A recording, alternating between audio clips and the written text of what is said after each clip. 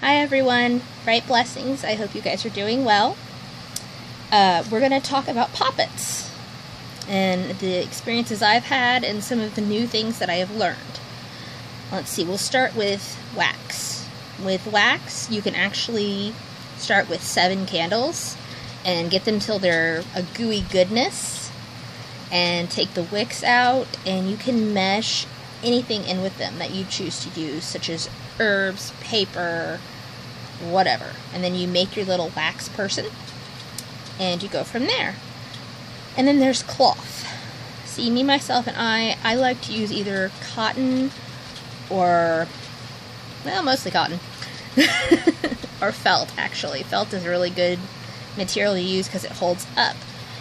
With most of these, it's really good that you can burn them fast and you don't have to sit there and wait for it to burn. And another one that I've read about and used is paper. Paper is very simple, it's fast, you can cut out your person, do whatever you're going to do, roll it up and burn it, whatever. And these are also really good if you're going to use spell jars. Spell jars, it's hard to get things in there unless you choose to use a huge jar. So if you use the paper, you can just ball it up and stick it in and close the lid and you're golden. And one that I'm going to start using more is root. It's different roots, like if you get a piece of oak root or anything like that, you can shave it and cut it to where you have a full person with a head and arms, things like that. And then that brings us to wood. Now, I don't know if anybody ever whittles anymore besides me or does any woodworking, but you can actually use wood for longer, which is a really good part of it because it doesn't break apart as easily. But with this, you kind of have to be careful if you're gonna, what you're gonna put on it. Are you gonna burn it? It's your choice. And then the last one is clay. Now, there's different types of clay that I have found. The one that I choose to use 90% of the time is an oven-baked clay. You get it from Walmart or Michael's or Hobby Lobby or whatever. And for me, it usually takes 2 blocks that are about that big to make a good-sized person. And then I like to, with anything else, hollow them out a little and stick my herbs or make faces on them with eyes so that you can see them. Other people choose to use more natural clays. Like if you live not in Florida, you have red clay or you have anything. Or even if you choose to, you can use dirt. Make a dirt person, but then you can't use the whole thing because it's on a flat surface. But it does work the same. It works. Here we use sand people.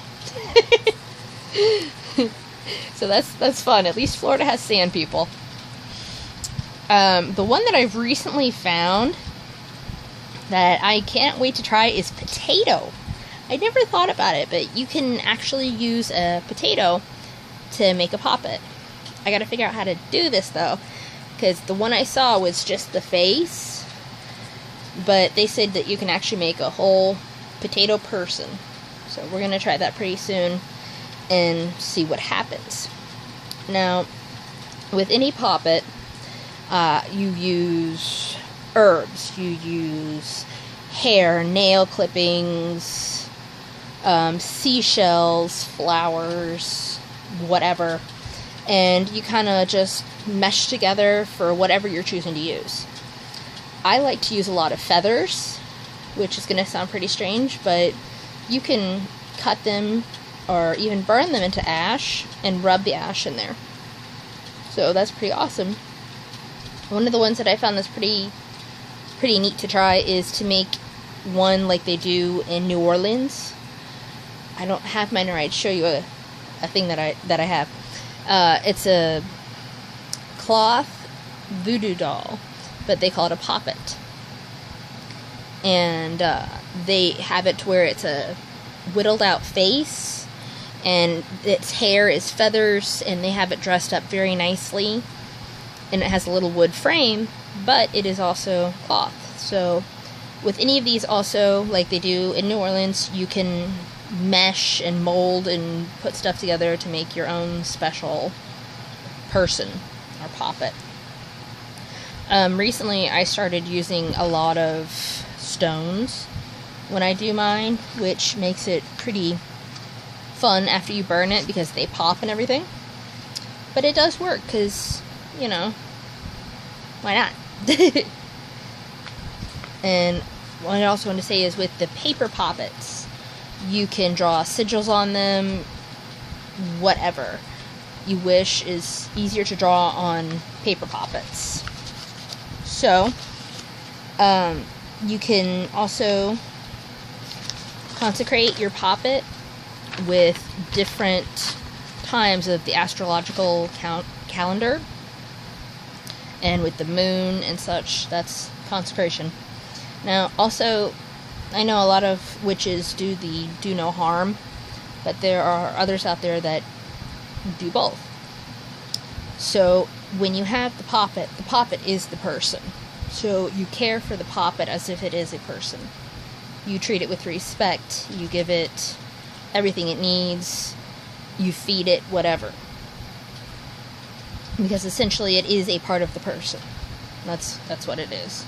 And after everything is said and done, if you're finished with it, please burn it, bury it, whatever you're choosing to do it with respect. And that's that. So as always, it's a pleasure talking to you guys, and make sure you check out the Rose Quartz Labyrinth and the Order of the Thorn, and let me know what you guys choose to use for your poppets. I can't wait to see and hear. Bright blessings, and see you guys later.